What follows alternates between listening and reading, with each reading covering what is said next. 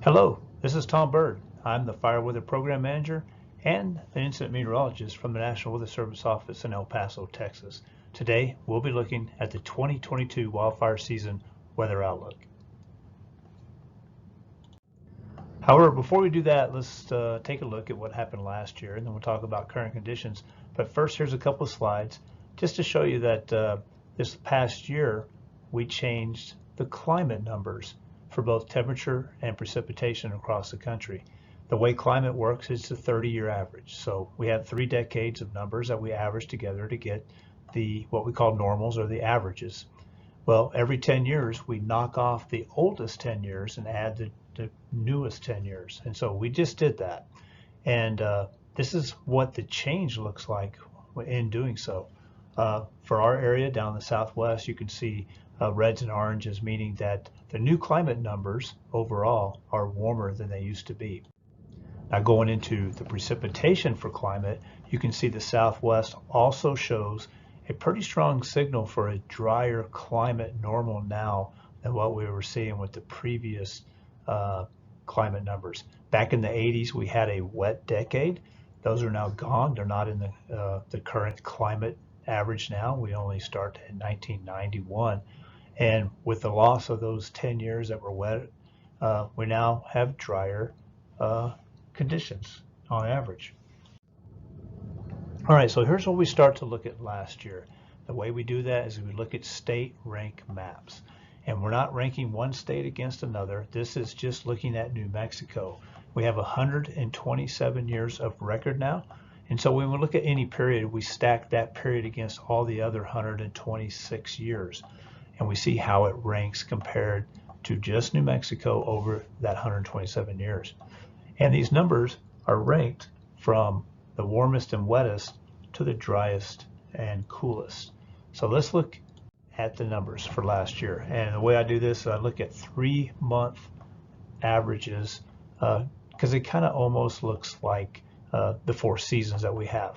And so what we're looking at here on the left is the statewide temperature rank for last year from January to March, and we're seeing a 72 in the state of New Mexico there on the left, which falls within the near average. Remember, we have 127 years, so right now the dead middle would be about 63, 64.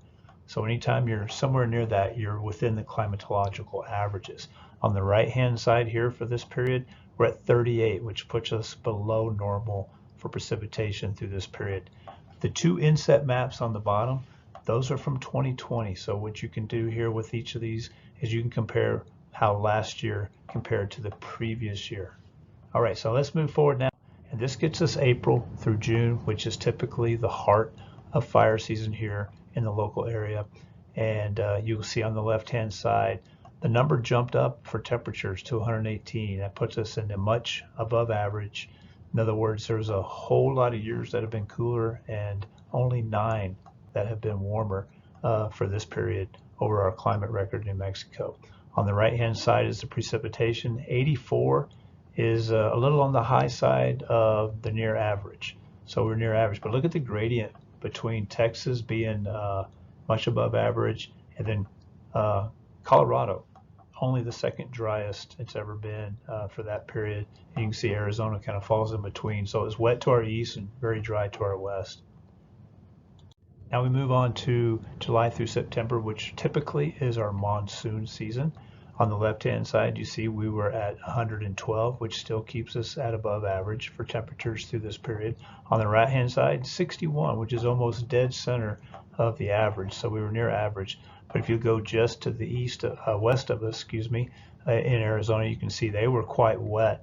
The monsoon came in really well last summer, but most of that rainfall fell just to our west in Arizona. If you compare last year's numbers on the bottom, we were much warmer in New Mexico. It was the 3rd warmest monsoon season we've had. And on the right-hand side, we were very, very dry because we didn't get much of a monsoon the previous year. Now we go to September through December, so we kind of go fall into early winter. You can see on the left-hand side, the plain states were at their record warmest ever for this period. We weren't far behind at 126. We'd only have 1 year warmer for this period across New Mexico. And so it compared pretty favorable to the year 2020 down below. On the right-hand side, the precip, you see we dropped all the way down to 15, meaning we were quite below average, which looked a lot like 2020 to end the year. So this is what the entire year average together looked like for the country. And in New Mexico, we were the 6th warmest year out of 127 on record, and the 36th driest. And you can see how that compares to the previous year. Down there on the bottom right, we were the 4th driest last year, so not quite as dry, but still landed on the dry side. Now here we look at each month individual, not these 3-month periods. We're looking at each month and how it ranked. So the higher it ranks, it means there's more years that were cooler down below. So you can see we were very warm in June, and then again in September. November was the 2nd warmest November we've ever had in New Mexico, and December was the hottest December, the warmest December we've ever had. You can see there's only 1 month, February, where it was cooler than average. So we had a pretty warm year there, as you can see by that trace across through the year. Going to the precip and looking at the same exact way of ranking last year by month, you can see that almost every month we fell below normal, with the exception of May, June, and July. And this kind of was our monsoon, although it did fall early and quit early. This was our monsoon moisture, gave us most of our precipitation last year.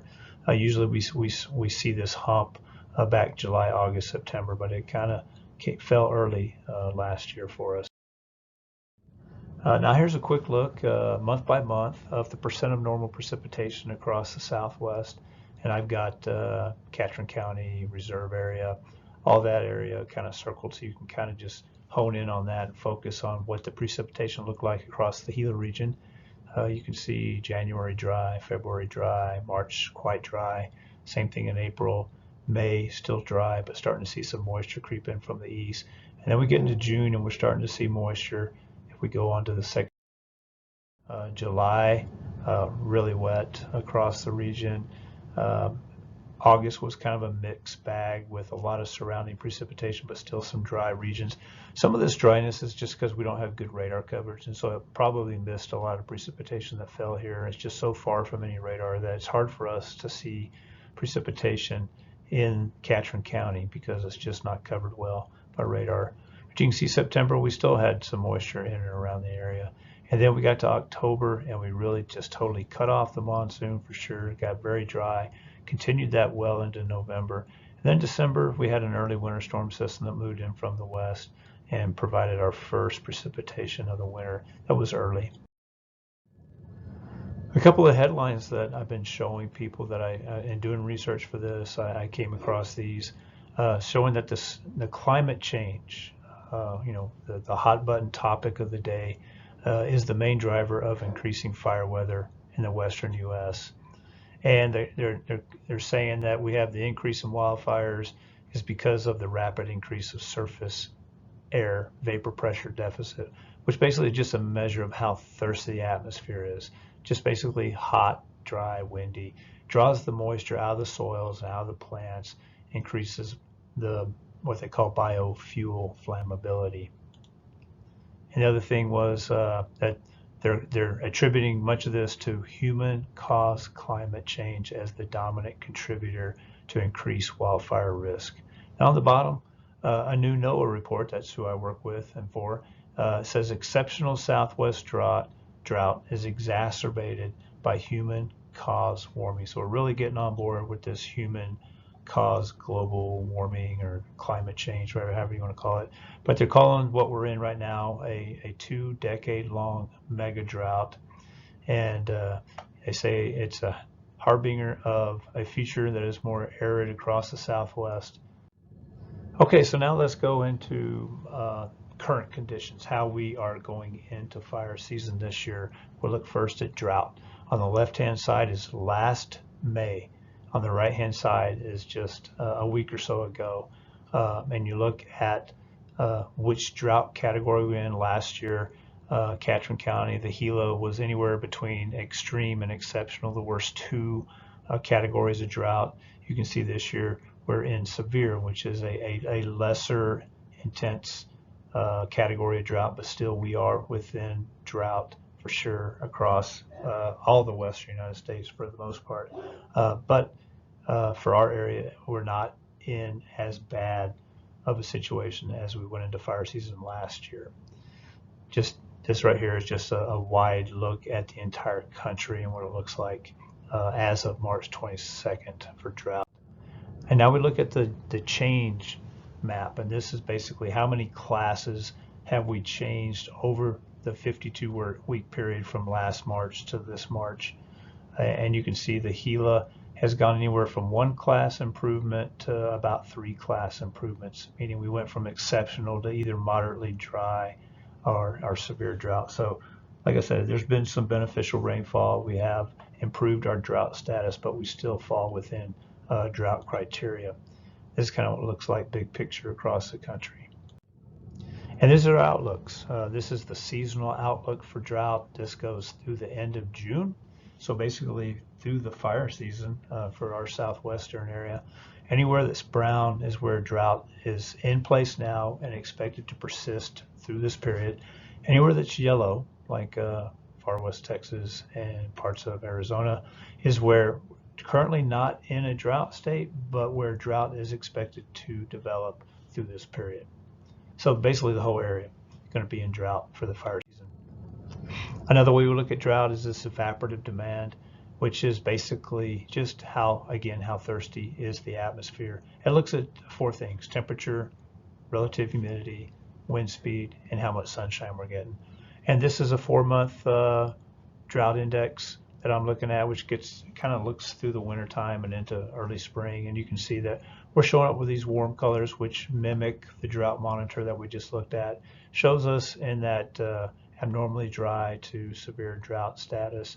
And then on the right-hand change is the change map showing these browns, meaning we're drying out over where we were end of last year.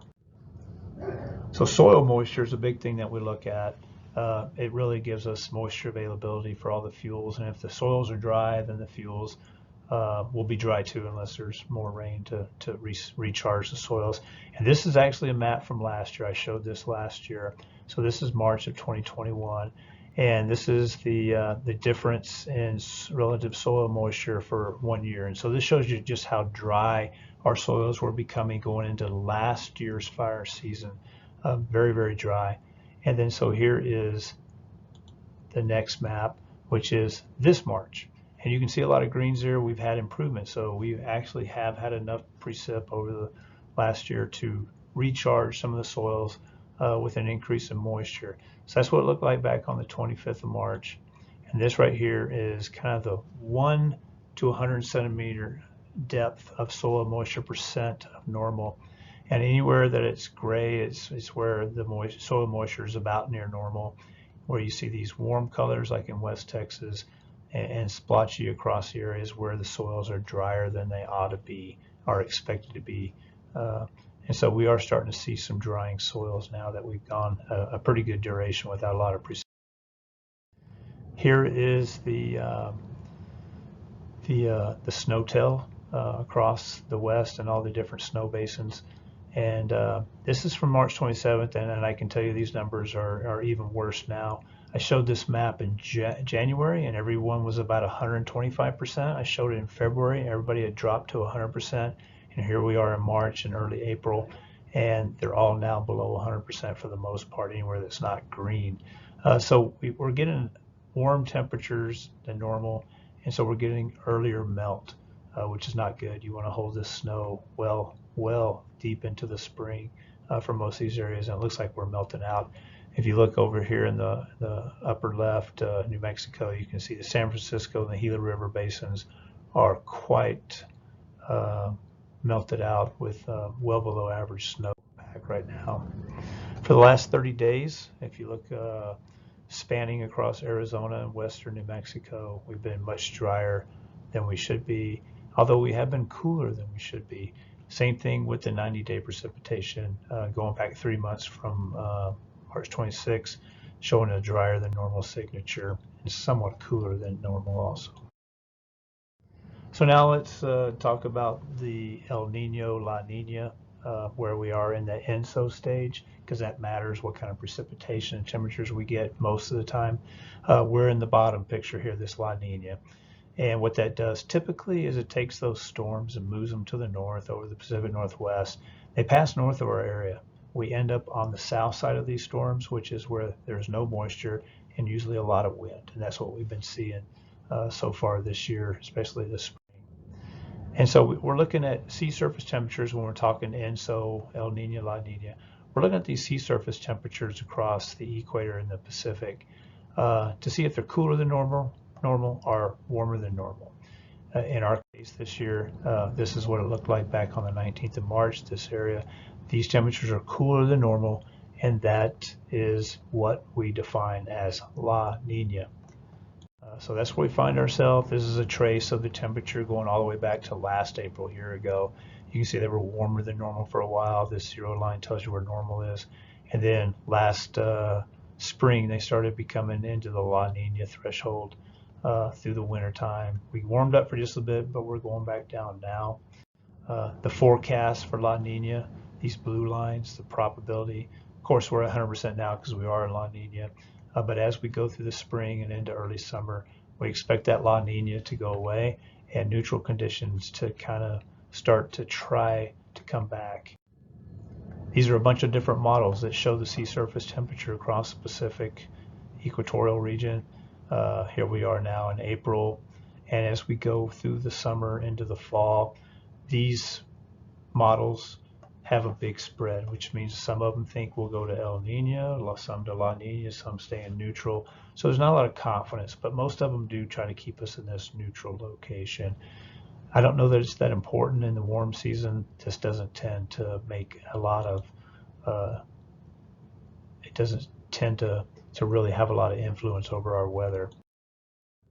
So now let's start looking ahead. This is the 1 month outlook for April, which month we're in right now. On the left-hand side, you see a pretty good bullseye, West Texas, parts of New Mexico for above normal, looking at 67, even 70 to 80% probabilities that this area will be above normal on temperatures, and that extends all the way into the Gila region. On the right-hand side, again, you see a bullseye for below normal, strong probabilities that precipitation will fall below what they should. And remember, we're in our driest time of year. So if you have below normal precipitation at a time when you're already supposed to be dry, that means next to nothing for this month as far as precipitation across the area. Certainly nothing that's of any benefit. So now we go into April, May, June, this 3 month outlook. And again, you see a strong signal on the left-hand side for warmer than normal temperatures. On the right-hand side, where we start looking at precipitation, still some symbol or signal for drier than normal, but much lesser probabilities. And then we're right on that equal chances line where there's not a strong signal for one way or the other. So it means basically 33% probability of either being dry or wet or near normal. And you'll see that where I picked reserve, and these are pie charts saying what the probabilities are for temperature, probabilities for precipitation for that same period, May, June, July. And basically it's saying a 60% probability will be warmer than normal in this region, with only a 7% probability we'd be cooler than normal. But if you look on the precipitation side, being in those equal chances area, basically a 33% chance of either wet, dry, or near normal. So no good strong signal as we go towards neutral conditions with the ENSO cycle. We look at this model, this is the climate forecast system, and here what we're doing is we're going month by month, looking at the probabilities, or actually these are the temperatures and whether they be above normal or below normal for that month. Anywhere you see these warm temperatures, you're looking at above normal temperatures, so we're looking somewhere between a degree and a half or 2 for April, May, June, and then July. Notice we kind of lose some of that orange and it goes back to yellow, meaning just slightly, maybe a 1/4 of a degree above normal. that actually is indicative of the fact that it's starting, the model is seeing some increased moisture, increased clouds, increased showers and thunderstorms across the area with the monsoon coming in. And it follows that into August, and then we kind of start to lose that in September. So warmer than average, but not as warm later in the late spring, early summer when we get the monsoon to kick. This is the Climate Prediction Center charts for the same period, and they're still showing those bullseyes for warmer than normal across the South Plains, extending into the Southwest United States through the fire season. Now we switch gears and go to the precipitation side. This is really what matters more anyway for fire. You see these yellows. Yellows are where the precipitation falls below normal, right? And so not really strong signals, and these are inches, but it is showing somewhere between 1/2 inch and maybe 1 inch below normal for April, a little bit less than that for May, June, and look in July, that monsoon trying to kick in, starting to show either normal or above normal precipitation across the region. That follows into August. You see that same signal, especially over the Gila and the Mogollon Rim area. And then by September, it seems like they want to cut the monsoon off a bit and go back to near normal, slightly below normal.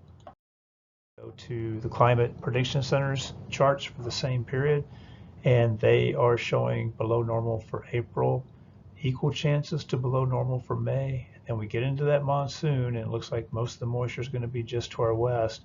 For June, they start putting us in equal chances. And then July, you're starting to see that monsoon try to kick in. Go out in time. August down here in the bottom left continues with the monsoon signal. And then when you get beyond the monsoon, September, October, back to those equal chances. Across the top, we continue with above normal temperatures all the way through October for our area. So let's now go to what Predictive Services is saying out of Albuquerque at SWCC. Across the top is their outlook for temperatures and the anomalies. So March warmer, April warmer, May warmer, June all warmer than normal. Looking at precipitation anomalies, drier than normal, March, April, but then May and June, they bring us into those equal chances just like we were showing before with the other models. So good agreement there with all the parties involved. So here's how they create their charts, which we'll show after this. I first look at drought, which we just got through doing. And so they note that we're improved from a year ago, but still in place and expected to persist. The fine fuels. Last year, this is precipitation, percent of precipitation June through August. So anywhere you see green is where we got above normal precipitation. The Gila is right up in this area. So we had a lot of precipitation during the growing season. So we grew a heavy crop of fine fuels across the area. This chart to the right shows fine fuel change with greens and blues being an improvement or additional fine fuels, oranges being where the fine fuels are less now than they were a year ago. So we have normal to above normal loading and continuity of fine fuels. And then we just went through the temperature outlook and the precipitation outlook through fire season being warmer than normal, and then drier or drier than normal through spring. And then finally we looked at the monsoon. And both Predictive Services and all these charts are tending to indicate that we're going to have a timely and normal to above normal monsoon this year as far as rainfall expectations. So given that, the bottom line is they expect kind of an up and down roller coaster pattern through the spring with, some brief intermittent precipitation and cooler temperatures, but generally drier than normal, warmer than normal, with a earlier than normal start to large fire season this year. So here's what the charts look like from Predictive Services. For April, we start to light up southeastern New Mexico and the lowlands of southern New Mexico and some of those Sky Islands in southeastern Arizona, but we keep the Gila and much of the Sacs, the high country, out of above normal potential. But when we get into May and June, you see what you would expect across this area where we get back into that above normal to near normal potential for high fire season or high potential for above normal large fire. I guess I kind of screwed that up, but you know what I mean. And then we get into July. That's when we expect that monsoon to kick in, and you can see they kind of wash out, and we go back to normal potential for large fire. Just a couple slides to wrap up. The median date for peak fire danger for all these predictive services areas. The Gila region is in southwest 8. Basically, what we're doing is we just look at the ERC and we look for the peak on the normal, and that would be the median date for peak fire danger. So for this area here, it's the 3rd week of June. And then finally we go, when's the end of large fire season on average? Of course, this could vary a couple weeks either side based on when we start seeing precipitation, but for southwest 8, the Gila region, it's about 2 weeks after the peak of fire season. So July 7th is when we start to see enough moisture on average that we still get fires, but we're not getting those large holdover project fires or campaign fires. So that does it. That's it. That gets us through this. I hope you found it informative, and thanks for listening. We'll catch you another time, maybe out on a fire.